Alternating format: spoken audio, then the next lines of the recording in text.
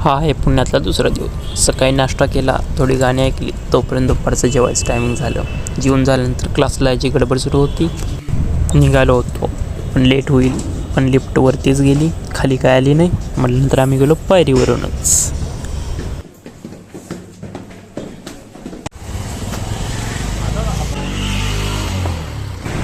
त्यानंतर पोहोचलो आपल्या डेस्टिनेशनला. इथे होणार होता आपला क्लास. लिफ्टमध्ये इथल्या तर गर्दी खूप भरभरूनच होती. त्यानंतर गेलो क्लासमध्ये. क्लास केला अटेंड.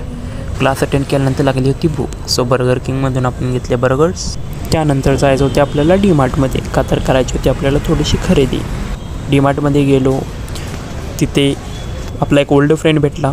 साहित्य खरेदी केले लागणार होते किरकोळ ते. त्यानंतर बॅग्स कलेक्ट केल्या आणि त्यानंतर गेलो तिथे एका मंदिरामध्ये दर्शन घेतले आणि रोड क्रॉस करत होतो. रोड क्रॉस करताना गाड्या इतक्या होत्या की काय सांगू. पुण्यामध्ये माणसं कमी आणि गाड्या जास्त दिसत होत्या.